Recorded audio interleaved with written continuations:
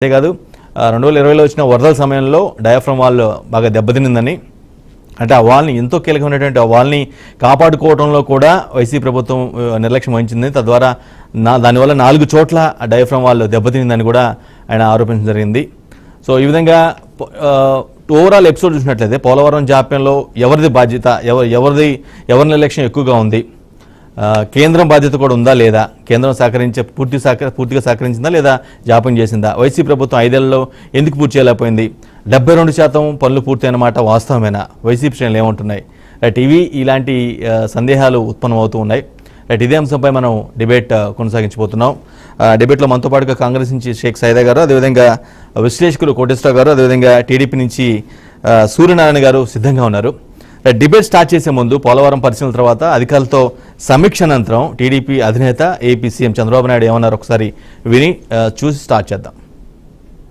వ్యక్తి రాజకీయాలకి ఉండదగ్గ వ్యక్తి కాని వ్యక్తి రాజకీయాల్లోకి వచ్చి రాష్ట్రానికి ఒక శాపంగా మారి, ఎందుకు నేను ఈ మాట వాడుతున్నానంటే అప్పటికి కూడా గ్యారంటీ లేదు. ఈ డయాఫామ్ వాళ్ళు ఈ పేర్లుగా 407 కోట్లు ఖర్చు పెడితే మిగిలిన భాగం అంతా పర్ఫెక్ట్ గా ఉంది, ఇంకిబ్బంది లేదు అనే పరిస్థితి లేదు. కాదు, మొత్తం డయాఫామ్ వాల్ పేర్లుగా కట్టాలంటే 990 కోట్లు. ఇది ఒక భాగం. కాఫర్ డ్యాములు పైన కాఫర్ డ్యామ్ ఉంది, కిందన కాఫర్ డ్యామ్ ఉంది. 550 కోట్ల రూపాయలతో పైన 250 కోట్లతో కింద కాఫర్ డ్యామ్ 2 కట్టారు. ఇప్పుడు వీళ్ళు చేసిన నిర్వాహకం మధ్యలో గ్యాప్, లాస్ట్ లో గ్యాప్ ఉంటే ఆ లాస్ట్ గ్యాప్ ని ఫిలప్ చేయలేదు. రీజన్, ఆ సమయంలో ఏజెన్సీ లేదు, ఇంజనీర్ లేదు. ఆ నీళ్లు వచ్చాయి. ఆ నీళ్లు వచ్చి మొత్తం ఆ ఉద్ధృతంతో కింద నుండి ఇసుకుని ఎక్కడికక్కడ పైకి వేసింది. ఎక్కడికక్కడ మనం ఏమంటాము, ఇవన్నీ అగాధం, ఆ గొయ్యి వాటర్ వచ్చినప్పుడు సుడిగుండాలు అలాంటి క్రియేట్ చేసి ఎంత లోతుకు పోవాలంత లోతుకి వెళ్ళిపోయి 20 మీటర్లు 30 మీటర్లకు వెళ్ళిపోయి ఆ మట్టి అంతా దిగేసింది. దానివల్ల గ్యాప్ 1 అది క్లోజ్ చేయాలి మనం. గ్యాప్ 1 దగ్గర మీరు ఒకసారి చూస్తే అది 250 మీటర్ల ఉండగా గ్యాప్ 1 బంద్ 150 మీటర్స్ కొట్టుకుని వెళ్ళిపోయింది. దాని మీద ఇప్పుడు ఇసుకేసి కొంచెం ఫిలప్ చేశారు. ఇప్పుడు ఆ ఇసుకేసి అది ఫిలప్ చేస్తే దాన్ని మళ్ళా గ్యాప్ 1 ఫిలప్ చేయాలి మనం. ఇప్పుడు ఇసుక తీసుకొచ్చి బయట నుంచి ఇసుక తీసుకొచ్చి అక్కడ పెట్టి మొత్తం కొట్టుకొని వెళ్ళిపోయింది. కాబట్టి ఇప్పుడు డ్రౌటింగ్ దానంతా కూడా కాంపాక్ట్ చేస్తున్నారు ఆ ఇసుక అంతా పోసి. ఇది ఎంత అవుతుందో తెలియదు. 2,000 కోట్లు అవుతుందా, ఎంత అవుతుందో తెలియదు. ఇప్పుడు ఇవన్నీ చూసిన తర్వాత ఎన్నేళ్ళు పడుతుందని అడిగాను. ఆ రోజు కానీ కంటిన్యూ ఉంటే 2020 ఎండుకు పూర్తి అయిపోయింది ఆ ప్రాజెక్ట్. ఈరోజు 5 ఏళ్ళు అయిపోయింది. ఇప్పుడు ఎప్పుడు అవుతుందంటే 4 సీజన్లు కావాలంటున్నారు మినిమం. 4 సీజన్లు అంటే 4 ఏళ్ళు. అన్ని సభ్యులుగా జరిగితే మళ్ళా ఒక వ్యక్తి రాష్ట్రానికి ఒక శాపంగా ఎట్లా మారుతారనేది కేస్ స్టడీ. రైట్, అది చాలా స్పష్టంగా చెప్తున్నారు. ఏపీకి జీవనాధారం అయినటువంటి పోలవరం ప్రాజెక్ట్ నిర్మాణం పట్ల పూర్తి స్థాయిలో అశ్రద్ధ వహించారు, నిర్లక్ష్యం వహించారు. తద్వారా దానివల్లే ఇంత డ్యామేజ్ జరిగింది అని, ఇప్పుడు దాన్ని సరి చేసుకోవాలంటే చాలా ఖర్చు, టైం పట్టే అవకాశం ఉందని చెప్తున్నారు. రైట్, కోటేశ్వర గారు, ముందుగా మీతో స్టార్ట్ చేస్తాం. పోలవరం పూర్తి కాలేదనే మాట వాస్తవం. అఫ్కోర్స్ 2014-19 మధ్య ఎంత 72% అయిందని ప్రస్తుత ప్రభుత్వం చెప్తుంది. తమ హయాంలోనే ఇంత జరిగింది అని అంటుంది. బట్ గడిచిన 5 ఏళ్లలో మిగిలిన పెండింగ్ పనులు పూర్తి కాలేదు, ఇంకా డ్యామేజ్ అయిపోయింది తప్పించి ఏమాత్రం కూడా ఉపయోగపడేలాగా లేదు అనేది బలంగా వాదిస్తున్నారు. అసలు ఒకటైతే పూర్తిగా మాట అయితే వాస్తవమే. నిజానికి 72% పూర్తి అయితే 5 ఏళ్లలో మిగిలిన 28% పూర్తి చేయడం పెద్ద మ్యాటర్ ఏం కాదు. సో దీన్ని, ఈ పరిణామాన్ని ఏ విధంగా చూస్తారు? నిజంగా చేయలేదనుకుంటున్నారా, చేయలేదా? మీ ఒపీనియన్ కూడా. ఇప్పుడు నేను ఒపీనియన్ పట్టడం, లేకపోతే చంద్రబాబు నాయుడు గారు చెప్పడం, లేకపోతే జగన్మోహన్ రెడ్డి గారు చెప్పుకోవడం, వైసీపీ చెప్పుకోవడం ఎంత అయింది ఏమిటనేటువంటిది కాదు. ఈ ప్రాజెక్టు కేంద్ర ప్రభుత్వం అంది. కేంద్ర ప్రభుత్వము డిజైన్ రూపొందించి లేదా డిజైన్ ఆమోదించి దానికి అవసరమైనటువంటి బడ్జెట్ అంతటిని కూడా కేటాయించింది, అమలు చేయిస్తున్నది కేంద్ర ప్రభుత్వం. కేంద్ర ప్రభుత్వం తరఫున రాష్ట్ర ప్రభుత్వం బాధ్యత తీసుకొని గతంలో చంద్రబాబు నాయుడు గారైనా లేదా జగన్మోహన్ రెడ్డి గారైనా లేదా ఇప్పుడు మళ్ళా చంద్రబాబు నాయుడు గారైనా కేంద్రం తరఫున పనులు నిర్వహించడానికి బాధ్యత తీసుకొని దాన్ని నిర్మిస్తున్నారు. ఇక్కడ గడిచినటువంటి 5 సంవత్సరాల్లో అనేక సందర్భాల్లో ఈ అంశం గురించి చర్చ వచ్చినప్పుడు కూడా నేను ఇదే విషయాన్ని లేవనెత్తాను. కేంద్ర ప్రభుత్వము నిర్మాణం చేయకపోతా ఉంటే లేదా దాన్ని నిర్లక్ష్యం చేస్తా ఉంటే కేంద్ర ప్రభుత్వము ఎందుకని జగన్మోహన్ రెడ్డి సర్కార్ని నిలదీయలేదు? ఎందుకు అంటే డబ్బులు ఇస్తుంది మేము, ఖర్చులు భరిస్తుంది మేము, నిర్మాణం చేయడానికి మీకేమొచ్చిందని జగన్మోహన్ రెడ్డి గారిని కేంద్ర ప్రభుత్వం ఎందుకు నిలదీయలేకపోయింది అనేది అర్థం కానిటువంటి ప్రశ్న. అది ఇప్పటికీ జనం తెలుసుకోవాలని కోరుకుంటున్నారు. చంద్రబాబు నాయుడు గారు చెప్పినా లేదా కేంద్ర ప్రభుత్వం చెప్పినా గానీ ఆ ప్రాజెక్ట్ నిర్మాణం పూర్తి కాలేదు, అసంతృప్తిగా ఉంది.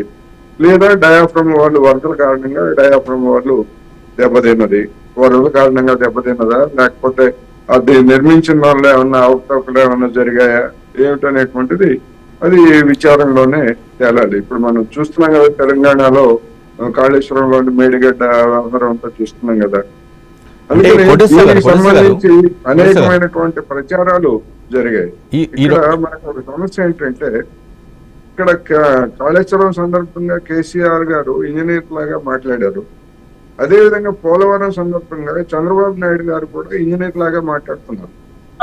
ఇక్కడ జనానికి తెలియాల్సింది ఏంటంటే, ఏ ప్రభుత్వ హయాంలో అయినా ఏంటైనా కానీ ఇప్పుడున్నటువంటి స్టేటస్ ఏమిటి అనేటువంటిది జనానికి తెలియాలి.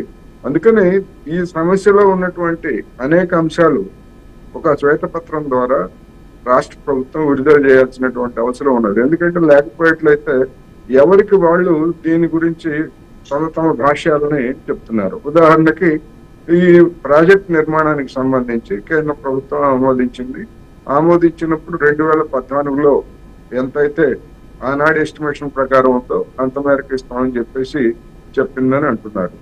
ఆ తర్వాత మరి 10 సంవత్సరాల్లో పెరిగినటువంటి ఖర్చు ఎవరు భరించాలి? కేంద్రం భరించాలా, రాష్ట్రం భరించాలా? ఈ ఒక సకాలంలో పూర్తి చేయకపోవడానికి కారకులు ఎవరు? రాష్ట్రమా? బాధ్యత తీసుకున్నటువంటి రాష్ట్రం పూర్తి చేయకపోతే ఖర్చులు పెరుగుతూ ఉంటే ప్రజాధనం వృధా అయ్యేటువంటి పరిస్థితుల్లో కేంద్ర ప్రభుత్వం ఏం చేస్తా ఉంది? రోజువారీ పర్యవేక్షణ చేయకపోవచ్చు, కానీ ప్రోగ్రెస్ గురించి లేదా మిగతా తలెత్తినటువంటి సమస్యల కోటేశ్వర గారు ఒకటే పాయింట్, ఈ ప్రాజెక్ట్ సంబంధించి ఈ మూడు పార్టీలుగా తీసుకుంటే అఫ్ కోర్స్ టీడీపీ గవర్నమెంట్ కావచ్చు, వైసీపీ గవర్నమెంట్ కావచ్చు, కేంద్ర గవర్నమెంట్ కావచ్చు, మూడింటిని కూడా ఒక 3 పార్టీలుగా తీసుకుంటే ఎవరి బాధ్యత స్పష్టంగా కనిపిస్తుంది అంటారు? ఎవరు మెయిన్ గా ఫెయిల్ అనుకోవాలంటారు? ముగ్గురికే బాధ్యత ఉందనేది నా అభిప్రాయం.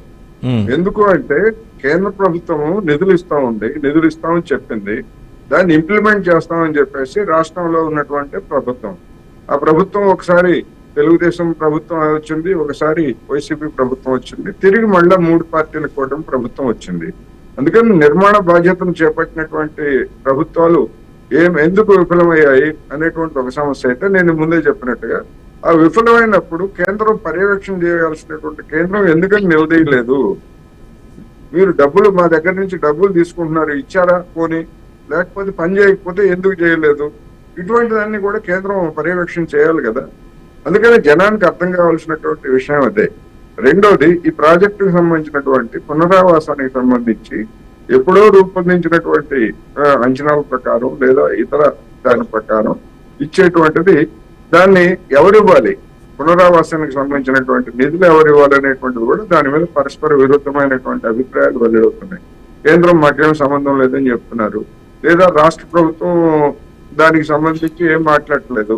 డ్యాము ఎత్తే పూర్తయిన తర్వాత రిజర్వాయర్ తయారైన తర్వాత అప్పుడు చూసుకోవచ్చులేమని చెప్పేసి వాయిదా వేసినట్టుగా గతంలో చంద్రబాబు నాయుడు హయాంలో అదే విధంగా చేసినట్టుగా అనిపిస్తా ఉంది. ఇప్పుడు గడిచినటువంటి 5 ఏళ్లలో జగన్మోహన్ రెడ్డి గారు కూడా అదే పని చేసినట్టు కనిపిస్తా ఉంది.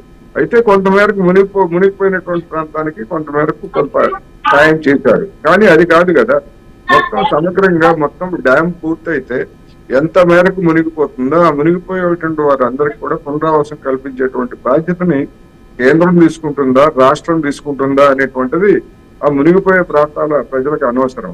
వాళ్ళకి కావాల్సినటువంటి ప్యాకేజీని ఎవరన్నా ఇవ్వండి, వాళ్ళకి ప్యాకేజ్ ఇవ్వాలి, వాళ్ళకి న్యాయం చేయాలి. దాని మీద కూడా వివాదం ఎందుకు అంటే, పవన్ కళ్యాణ్ గారు ఎన్నికలకు ముందు చెప్పింది ఏమిటి, దానికి ఏదో 30,000 కోట్లు అవసరం అవుతుంది. 30,000 కోట్లు అవసరమైనప్పుడు కేంద్రం నుంచి రాకపోతే లేదా రాష్ట్రం ఇవ్వలేకపోతే క్రౌడ్ ఫండింగ్ ద్వారా దాన్ని వసూలు చేసి బాధితులకు ఇవ్వాలి, నేను 1 కోటి రూపాయలు ఇస్తానని చెప్పేసి ఆయన ఒక ప్రకటన చేశారు. 30,000 కోట్లలో ఆయన ఇచ్చే కోటి కాకపోతే 100 కోట్లు ఇస్తారు. 30,000 కోట్లు ఎక్కడ, 100 కోట్లు ఎక్కడ, 1 కోటి ఎక్కడ? అందుకని ఇలాంటి అనేకమైనటువంటి సమస్యలు, అది మీడియాలో వచ్చినటువంటి కన్ఫ్యూజన్ కావచ్చు, లేదా పార్టీలు చెప్పినటువంటి దానిలో కావచ్చు, ఒక గందరగోళం, ఒక అస్పష్టత. ఎవరు చెప్తుంది నిజం, ఏం జరుగుతా ఉంది, పోలవరంలో ఏం జరిగింది, ఇంకా ఏం జరగాలి, ఈ విషయాలన్నింటి మీద ఒక స్పష్టమైనటువంటి శ్వేతపత్రాన్ని కానీ పోలవరం డ్యామ్ సంబంధించి 2019-24 మధ్య మరీ అంత కసుబుసులాడుకునే వ్యవహారం కూడా వీళ్ళిద్దరి మధ్య లేదు. మరి వైసీపీ ప్రభుత్వానికి అదేవిధంగా కేంద్రంలో ఉన్న బీజేపీ ప్రభుత్వానికి మధ్య ఏదైతే 2014-19 మధ్య టీడీపీ అను బీజేపీ మధ్య జరిగినంత గొడవ అయితే వీళ్ళిద్దరి మధ్య జరగలేదు. అయినప్పటికీ కూడా ఎక్కడ ల్యాప్స్ అయింది, ఎక్కడ సహకారం అందలేదు, ఎందుకు ఇలా అయింది అనేది అర్థం కాని ప్రశ్న.